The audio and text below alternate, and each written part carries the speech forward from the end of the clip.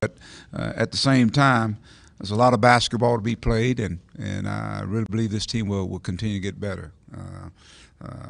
Playing against a Mizzou team that's probably is trying to get wins just like we are, and we've got to be able to defend the home court. They won a big game at A&M. And, of course, with Kunzo's team, they're going to come in, they're going to get after you defensively and rebound the basketball with Tillman inside. The Geist kid is playing better. Whereas our team, we need to get into we need to play a total good game. That's what I'm looking for our guys.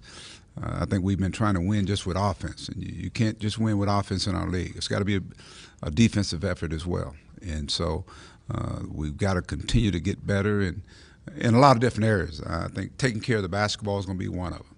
We've got to take care of the basketball. We've got to be able to defend. We talked about getting off to a good start, and we started the game off right off the game with the turnover, and you can't do that, especially on the road. But I look for our guys to come out and play with a much greater sense of urgency, playing against a Mizzou team that, obviously they border this. It's a border game where the states touch, so it's going to be a big game for us and a big game for them as well.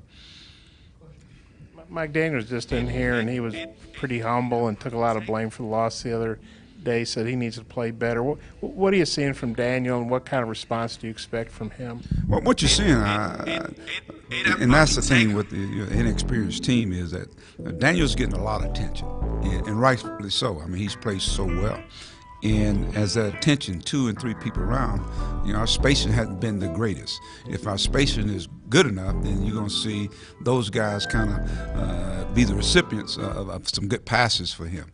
But they're coming at him. They're saying, hey, them other guys are going to have to beat you. And so our other guys are going to have to step up and make shots and finish off plays and take care of the basketball. I think he's giving us everything he can.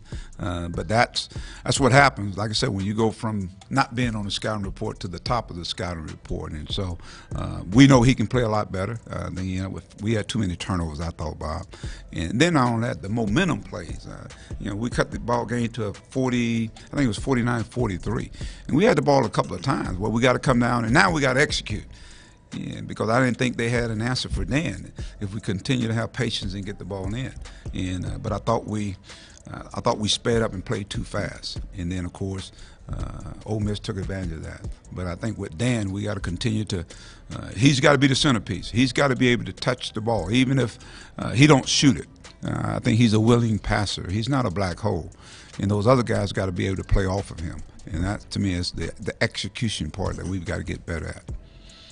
Welcome in. It's our Tuesday edition of On the Hill with Pat Jenkins Sports Talk Radio. We come to you live each and every day here on KDSJ 479, Monday through Friday from 1 to 2 p.m. And let you hear audio from our availability yesterday with Coach Anderson to preview the Mizzou game coming up. 8 o'clock tip-off on the SEC Network out of Bud Walton Arena. Also, Coach Anderson looked back and talked a little bit more in depth about this past weekend's loss in Oxford to the Ole Miss Rebels.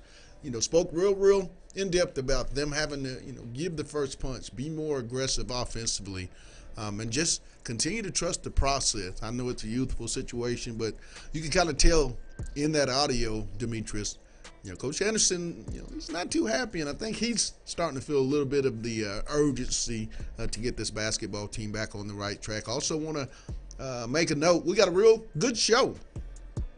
The 1:15 hour, Steve Andrews, a contributing reporter for the Arkansas Democrat-Gazette, covers Coach Mike Neighbors and those Lady Razorbacks. Had a big win last night at Tennessee, 80-79. We're going to talk to Steve and just see what he has to say, how big this win is. And then we also caught up and had audio from postgame. Coach Mike Neighbors. We'll let you hear what Coach Neighbors said about the big victory. Also, too, Malika Monk. She did it. The girl that hit the shot. You'll hear from her as well as sophomore shooting guard Chelsea Dungy, and also, too, sophomore center Daniel Gafford. Leading in the 1:30 hour, also, we're going to have Kevin McPherson. We're going to talk a little faster sporty, update on recruiting, and what are some things Kevin thinks needs to happen for Arkansas to get back into the win column tomorrow night in Bud Walton Arena. But back over to Demetrius. Big win. For this basketball team, Coach Neighbors. You go to Tennessee, and for only the second time, pretty much in program history, you beat a team, and this isn't just beating a team. You beat a program, an elite program in the SEC in year 2. What does it say about Coach Neighbors, and is this something that now on the national scene, those girls that they pick up and make calls to, they kind of want to listen now when you beat teams like that, don't you think? Definitely. I think it speaks on how much the ladies have really bought into his program. To me, it's really exciting, the urgency that he really came in talking about the type of basketball that he really wanted to instill, really model himself after the Warriors. And you're really starting to see that really come to fruition with the Lady Backs. Wins last year, 3-13 in conference. They're 3-2, and they're 14-5 now, heading forward. I believe maybe 15-5. You kind of see that this program's on the upswing. I like to say it's a sleeping giant. Coach Neighbors, Coach Todd Schaefer, Pauline Love, and Lacey Goldwire. This staff has a passion to recruit, and they have a vision for this program to do something that's not been done in women's basketball. I anticipate, Thursday night in Bud Walton Arena when they play the Alabama Lady Crimson Tide, I think there's going to be more people in the stands, Demetrius, that maybe you hadn't seen. This is a program and this is a team under Coach Neighbors you might want to come out and see, because I think times are starting to change and you walk a little different when you come out of ball games. They played Tennessee, quite tough several times in Knoxville, but they kicked the door down, and I'm telling you, Demetrius, they got a confidence coming back that I think everyone's going to see when they take the floor Thursday. Yeah, we're really excited to see. You really spoke highly of them. I haven't had the privilege of actually going to see them, but you attended a couple of games, so I'm really excited to really see the fan base really jumping on track with them and really starting to support the Lady Backs. Well, we're going to step away. We got a shot that we want you to see, and then we're going to catch up and let you hear what Coach Neighbors said post Tennessee's big victory. And then following that, Steve Andrews. He's up next. It's On the Hill with Pat Jenkins on KDSJ 479. Back in a bit.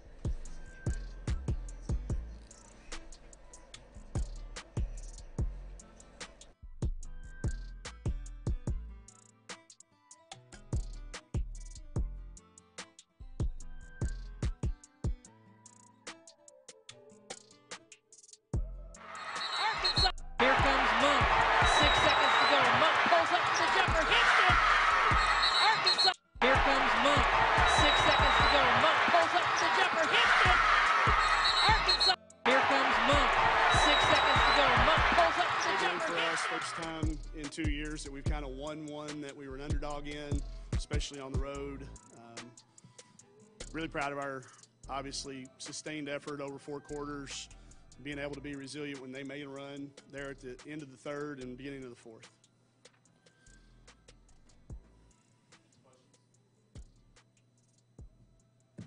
Yeah.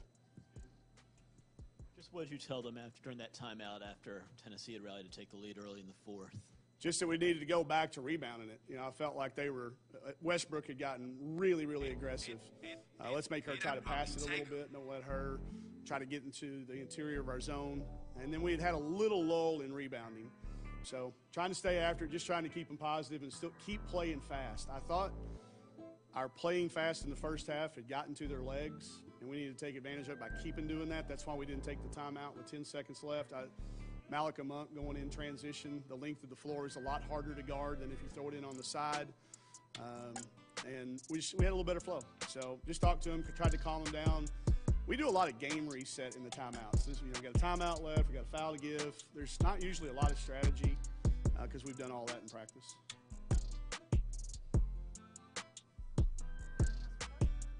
Mike, I think they had a couple of fouls. Welcome back to our Tuesday edition of On the Hill with Pat Jenkins Sports Talk Radio, as we come to you live each and every day from 1 to 2 p.m. Monday through Friday here on KDSJ 479. And we'll let you hear audio from last night's post game with Coach Mike Neighbors following his tremendous win in Knoxville versus the Volunteers of Tennessee.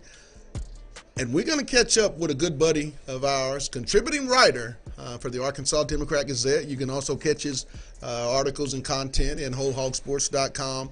Steve Andrews. Steve, welcome back to the Hill, my man. Hey, Pat. Thanks for having me on again, buddy. Steve, let's talk about it. Big win for Coach Neighbors in year 2 in a place that they hadn't, had very much success. Talk about that win and what does that do for this program going forward for the rest of the season? Well, I mean, to put it in perspective, really, you got to realize we're all-time 3-31 coming into that game against Tennessee.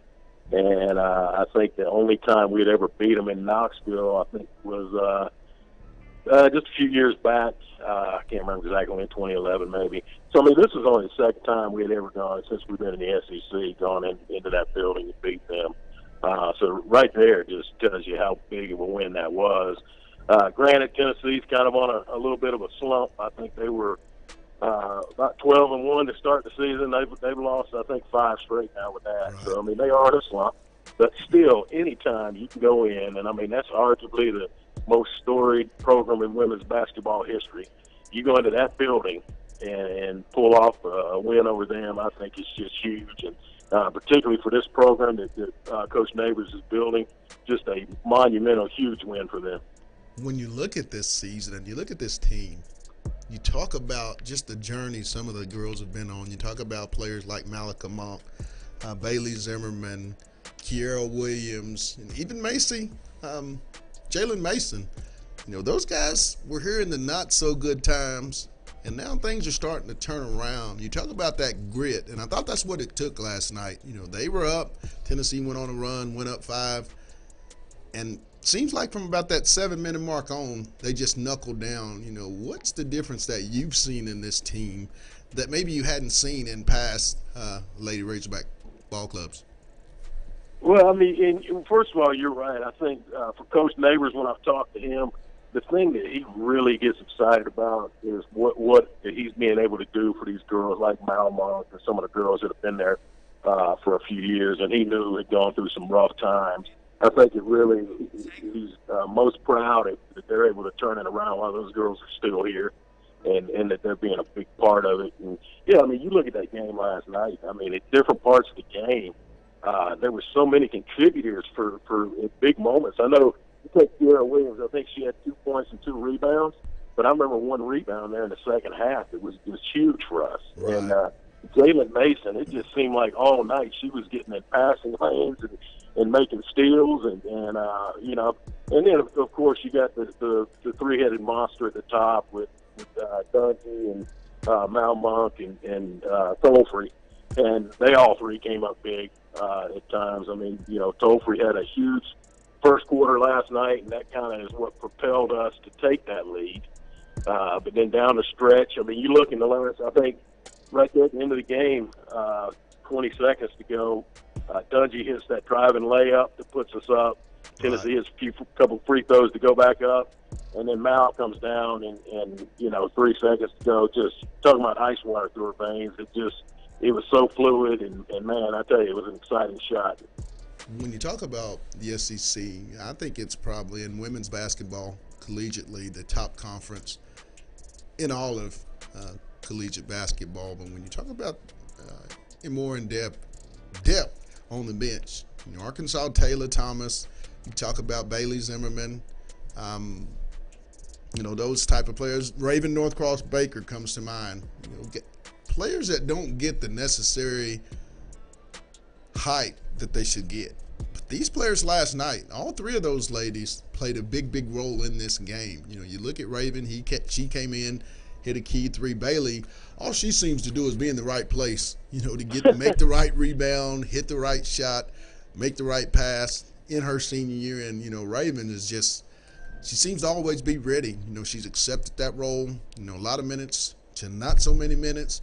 Talk about those 3, and just when you have to have that type of leadership, and in particular 2 seniors that, you really have to rely on, because it takes senior leadership to go, to special places, don't you think? Yeah, and I mean, you're right. Those 3 girls there, they may not get the headlines all the time, but last night, again, a great example. I mean, Bailey Zimmerman comes in, and I tell you, she's in the right place at the right time, and man, she gets banged around in there. She does not mind going up, amongst the trees to get a rebound. I'm surprised she doesn't wear more protective gear on it, as rough and tough as she is in there. Raven Northcross Baker, you know, she comes up last night. I think she had 3 points, but boy, that 3-pointer she hit was huge. And then Taylor Thomas, she just seems to be getting better and better all the time. You know, I think she got in a lot better shape coming into this year, and I think that was huge for her. And when she gets in there, you know, she just makes things happen, whether it's a rebound, making a big shot. I think she had one last night on a give and go. It was a big shot down the stretch, and you know. But you're right. This is a team that has so many different aspects to it, and I think girls like that are huge. I mean, you got the 3 girls at the top that do a lot of the scoring, but without the other girls around them, you know, the lunch pail workers, as we may call them in sports, you know, that's what helps those girls go. I mean, this is a total team effort. If you watched that game last night, you could just see we weren't the biggest team out there by far. We may be the smallest team in the SEC. But you talk about scrappy and well coached. I mean, you know, Coach Neighbors is real big on the mental aspect of teaching and coaching, and you can really see that out there. I mean, again, we beat Tennessee in that building one time ever. When we went in last night, I wanted to see how the girls came out. I mean, they came out like they knew they were going to win. You just saw a confidence out there. They go down, I think, by maybe 6 points early in the game, and I was thinking then, you know, let's don't let this get out of hand too quick. Well, they didn't. They came back with like a 10, 11-0 run, and I mean, just battled it out. And when Tennessee last night came back in the third quarter and just seemed like they were hitting any shot they threw up, it was just incredible. Those girls never gave up. It would have been so easy for them to say, hey, man, we can't stop this. Let's roll over. But they didn't. They kept fighting. And, I mean, literally, to the final seconds of that game, they kept fighting, and it paid off for them. I was really happy for them as a team. What I noticed is a lot of signees, Destiny McGee, a young lady that's in the 20 class that'll be here 2 years from now. She motioned about how excited she was with the victory. When you do things like this in year 2, Arkansas is a program, I think, that's on the rise. You know, what's this do for the girls that are on the team right now? And, you know, when Coach Neighbors and staff, they pick up those phones and they start to recruit some of the national elite kids. They signed their 11th ranked kids, have 2 really good ones in Destiny and Riley coming in that 20 class with 2 prospects that I think they could really enhance that class. But how big is this? Because when I viewed this team, as they walked off that court, Steve, I agree with you. There was a different type of swag when they went into that locker room. And like you said, in that fourth quarter, when the going got tough, it just seemed like they felt like that was their moment. What does this do going forward for this program? Oh, I mean, I think it's huge for this program. I mean, you just look at this. Pat, we've already won more games this year than we've won in an entire season for like the last 3 or 4 years. Right. I mean, we had 13 victories last year and the year before. I mean, we've already got 14 this year with many games left. And, you know, what a jump that is. And you know, and that's a tribute to Coach Neighbors and some of the girls he's been able to bring in, and what he's been able to do with the girls that were here and kind of incorporate them in his system. You know, I mean, Mal Monk looks like she's been playing for Mike Neighbors for 5 years. Absolutely. And just running his system. And but I tell you, I know you mentioned those girls, but you know, the girl I'm really looking forward to seeing is Amber Ramirez. She's a transfer from TCU that's going to be in there next year. And I mean, I think from what I hear, I mean, obviously the accolades, she was a McDonald's All-American, and she was a gold medalist, 2-time gold medalist in the FIBA 1800 games, I think. But I hear she is the real deal. I see her on the sideline now. She's cheering usually more than anybody out there. And I think you getting to your point, that's kind of that. She's sitting out this year, but she's still a contributor on the bench. And you know, Steve, making sure to your point, pumped up. Aaron Barnum, a true freshman that's having to sit out with Amber out of Central High School in Little Rock. You know, the 6'2", forward center combo. I think she's going to add a lot to that incoming class. But my last question, and we've got about a minute, Steve. What do you think the over-under is for new fans to come out on Thursday night? They got a big one. You know, Alabama also, too, beat Tennessee. But it's going to be a big game for both teams. Both teams, I think, are on the rise. What's the over-under of new faces that we'll see in the arena on Thursday night? New faces, man. I hope we get a couple thousand new faces. To add to the loyal fans that have been coming. It's an opportunity. I know the men's team's down just a little bit. Hopefully they'll pop back up tomorrow night when they face Missouri. But right now, for a Razorback fan, particularly after the football season we've gone through, man, if you want to come out and get excited and cheer on some Razorbacks that really deserve it at this point, come out Thursday night. And, for me, Alabama is always my biggest rival in the SEC, no matter what we're playing. I do not like Alabama, so I try to show up anytime I think we have an opportunity to beat them. And I think Thursday night we can beat them, and I think our girls are going to come in with a extreme amount of confidence, and I'm looking forward to it. Well, Steve, as always, love having you on, and you have a blessed day, and thanks for taking time out on the Hill. Thanks, Pat. Take care, buddy. That was Steve Andrews, contributing writer of the Arkansas Democrat-Gazette. You can catch his articles on Whole Hog Sports. Covers multiple sports as a contributing writer. Also covers high school athletics for the Arkansas Democrat-Gazette. But we also caught up with Daniel Gafford. Daniel previews the upcoming game versus Missouri. Also, too, Daniel's going to talk a little bit about, what happened, with his play at the Ole Miss arena on Saturday versus the Rebels. And then we'll follow up with Kevin McPherson of AR Hoops and Hogville.net. Time to talk a little Fastest 40 with Kevin. It's on the Hill with Pat Jenkins on KDSJ 479. The team's confidence was kind of shattered by the losing streak. Where do you think your all's confidence level is, and maybe how do you get it back up to where it was earlier in the season? As you can see, our confidence level is pretty low right now because of the way we're playing. We're playing last game, we played with some fight, but we didn't play with that much fight that we needed. Our confidence level is going to get back up, but we just got to, come out and play the basketball that, we played at the beginning of the year and not this basketball that we've been playing. You're still a young guy, but you're one of the older guys on the team. What sort of leadership role do you play to help the guys get their confidence back up?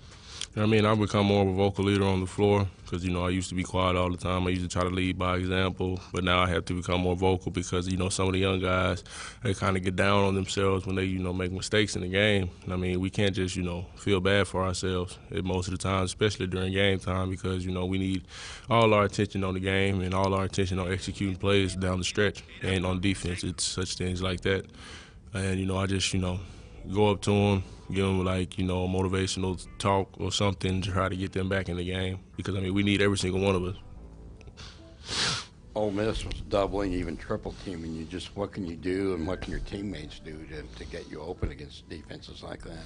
No, main thing I could have did, I could have just moved around more instead of trying to post up and have my back to the basket. I could have been setting screens, off the ball screens or ball screens for the guard. It's just that I was staying in one spot too much during the game, and I was crowding up the lane. And, other guys can do basically what they can do to get me open. They can screen for me. They can come off my screens, and I'll be open for that. Or, they can just move around and keep the paint, from being cluttered. And if I get the ball inside on the post, they can just cut to the basket, find the easy lane to the hoop, and just get an easy layup. Frustrating you're not getting more shots? More games like what you did against LSU? It's never frustrating because, every dog has a day, and Ole Miss wasn't my day. I got to come out and play every day, but it's just I couldn't find the flow of the game I wanted, and it just never came. And so I tried to do other things to help the team, like rebounding or blocking shots. Basically it. Daniel, the defense, I guess that's the LSU game. What are the lapses that you're seeing, and how do you correct them? It's just that we just got to protect, the inside. When teams get in on the inside, against us, it's automatic. And it's like we have no resistance on the inside, especially, with big guys like me. I'm supposed to be blocking shots and stuff. I need to step up my defense. For instance, like on ball, and especially ball screen defense, we need to, fix that also. There's a lot of things that we need to fix, and there's a lot of things that we know we need to fix, and it's going to be fixed. But it's just, it's a process.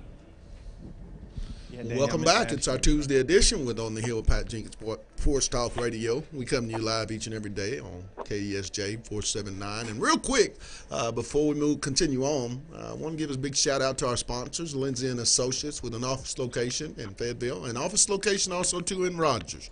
The Baymont Hotel, located at 735 South Shiloh Drive in Locomotion. It's located just below the Northwest Arkansas Mall, and we'll let you hear audio from Daniel Gafford, sophomore center sensation here at the University of Arkansas. But now we want to continue on with more Fastest 40, and we like to get our good buddies' view each and every week. Kevin McPherson of AR Hoops and Hogville.net. Kev, welcome back to OTH, my man. Hey, Pat, good to be with you as always. Talk about it. What happened this past Saturday in Oxford, and now going forward, what must this coaching staff, Coach Anderson and staff, do to get the funk and this bad vibe, away from this ball club going forward? Yeah, I think it's a multitude of things. And, people are sick of hearing it, but I really think the youth and the experience is really showing up. If you look at the last 3 games, Arkansas has given up 284 points. That's almost 95 points a game, Pat. Oh, wow. Against LSU, Tennessee, and Ole Miss. But if you look at those teams, all 3 of them, Tennessee's number 1 in the country, Ole Miss is 20th, LSU's 25th. But all 3 of those teams sit at the top, really, of the SEC when you look at field goal percentage, free throw percentage, three-point shooting. They're really good in all phases. And Arkansas has just not teams are controlling pace. They're dictating pace and tempo. They're winning 50-50 balls. I think Arkansas, that youth and inexperience, have hit somewhat of a wall where they're not communicating well on either end of the floor. Now, defense was the calling card. Like I said, these last 3 games, it's been awful. And I think there's points in every game where Arkansas's got a chance to fight back and stay in it. We know in their first 5 losses of the year, that was a combined 19 points, and the team showed that it could be in any game down the stretch. So lately, I think the confidence is down. Mike Anderson talked about it, but he said it's going to have to start on the defensive end, and I agree with him. They've got to get back to winning that end of the court because they can be sound on that end. Offense is going to still be a work in progress as teams continue to hound and collapse on Daniel Gafford. The thing that stood out to me, Kevin, Saturday was Daniel Gafford 4 attempts offensively. You would think, and it goes back to what you just said, also to verify that point, the youth. When you have a youthful basketball team, you would think Daniel's one of those guys that could be your run stopper. Team's going to run, he goes down, you go down low, guys that I'll call run stoppers. With a youthful team, is that something that they're still yet trying to figure out? Because I know they took over 20 three-pointers, yet again, and it just seems like to me it would be inside out, the other way. But that's just, I think, don't you think, just some of the, the growing pains that they're having to go through? Yeah.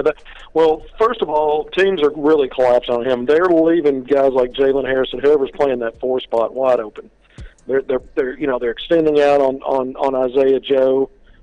They're and they'll help off of him, but they know he's not really going to do much off the drive. So they're just trying to choke off his 3-point attempts, stay in front of Mason Jones, who's not really overly athletic or quick. So you can leave one guy on him, and then they use other guys. They move them around to make things really tough for not only making an entry pass, but once Gafford gets it, the double team has been Achilles' heel for him. He turns the ball over at a high rate a lot, trying to deal with those double teams.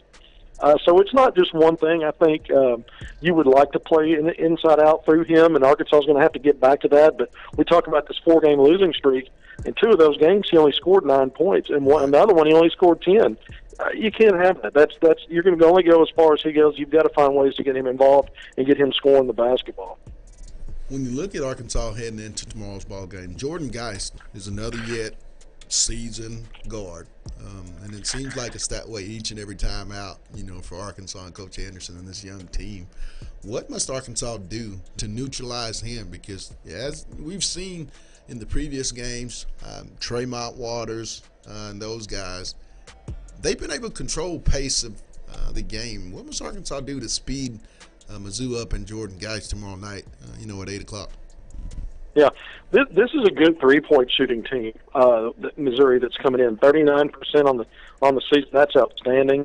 Geist is one of those guys. He's streaky, but he's shooting the ball well. They've got some other guys. Mark Smith on the perimeter really leads the SEC in 3-point percentage. You've got Kevin Puryear, a 6'7" forward, a senior that can shoot that three ball over 40%. I think Arkansas is going to have to make sure that they defend that 3-point line, run those guys off, make them get into a middle game. Missouri's another team that likes to dictate pace and slow it down. They're averaging just over 63 points a game. Arkansas has not been able to control or dictate tempo since early December, and I don't know that they can get back on track there against Missouri. But if it's another grind half-court game, Arkansas is going to have to get Gafford more involved. He's going to have a big game after having so many games where foul trouble and limited touches has really hampered him. But also on that defensive end, Arkansas is going to have to close out on those three-point shooters and make Missouri beat them inside that arc. Well, I know when I think of AR Hoops and Kevin McPherson, first thing comes to mind is, recruiting. Give us an update on how things are going for Arkansas, in that regard, Kevin. Well, Arkansas is really focused on big men right now. They made an offer to Raymond Hawkins a couple of weeks ago, the 6'10" center out of the Oakland area that plays at Finley Prep. We know Scotty Thurman went in there and pulled out Reggie Chaney, who I think is having a strong freshman campaign for the Razorbacks, but a guy that has ties to Arkansas. He's related to famous triplet Marvin Delph, Conway. He's got a family that's still in Arkansas, so there's ties there. He really likes Scotty Thurman. That's a guy that they want to, hopefully bring in to help replace a Dan Gafford, who they know is going to go, to the NBA draft after this season. But they've got some other bigs they're looking at. Of course, Javon Franklin out of the Little Rock area at Holmes Community College, 6'7" combo forward with improved perimeter skill. Now, he's been out since October with a broken leg, redshirting. He's going to have 3 years at the D1 level. But another guy that Arkansas wants to get on campus next month for an official visit. And there's some other guys that got there on in that 19 class. Obviously, Pat, 2020 is a deep class. Chris Moore is a name that everybody's familiar with out of West Memphis. He's taken an official visit already to Arkansas. He was at the Ole Miss game Saturday to watch the Hogs in that beatdown, unfortunately, against Ole Miss. But, Arkansas is still casting the net wide. They're putting out offers not only on the best players in the state, but positions of need around the country. If there's one player, and this is the last question, got about 30 seconds, Kevin, that you would say Arkansas needs a big game from in tomorrow night's game versus Missouri to get a win, who would that be and why? I'm going to tell you, I think it's got to be Isaiah Joe. He's starting to come out of his funk a little bit. 10 of 21 from three in the last couple of games, 34 points combined in those last two games. And I think he needs to come in and have a nice shooting night, a big scoring night to take some pressure off Dan inside. Well, as always, my man. Are you going to be up to tomorrow night's game? I'll be in Fayetteville tomorrow. Hey, you have a safe trip up, and always, thanks for taking time out on OTH, Steve. Kevin. Hey, good to be with you, Pat. Thank you. All right. That was Kevin McPherson of AR Hoops and also Hogville.net. He does a great job covering Arkansas recruiting, but we're going to try to continue on. Arkansas's big victory last night. Two big individuals that played a big part in last night's road win. Sophomore shooting guard Chelsea Dungy and senior point guard who had the big shot. And second team All-SEC guard, Malcolm Up. We caught up with them post-Tennessee, and here's what they had to say about their big 87. Arkansas. Here comes Monk. 6 seconds to go. Monk pulls up the jumper, hits it. Arkansas. Here comes Monk. Making a shot, so I just risk it all. And to know that they had my back, that really gave me an extra boost. So it was really amazing. Yeah.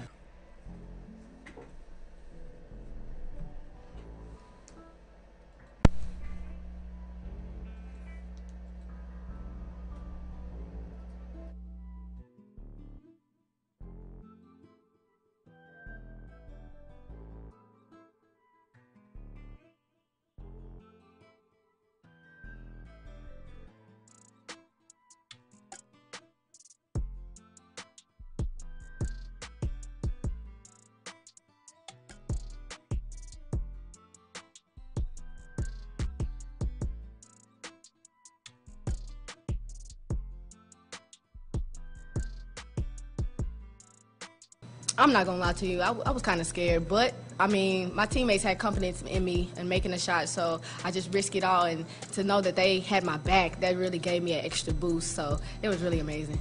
Yeah.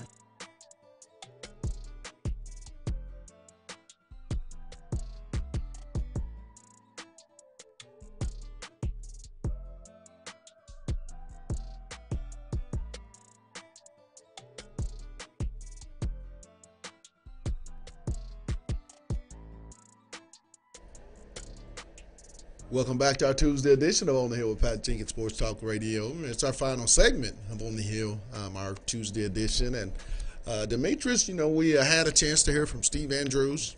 We also had a chance to hear from Kevin McPherson. Also, we heard from Daniel Gafford, Mike Anderson, Mike Neighbors, Chelsea Dungy, Malika Monk. What did all this, in Demetrius's words, from today's show, did you take away, my man? I guess for the most part, just the men's basketball team. I think they have to get on the right track.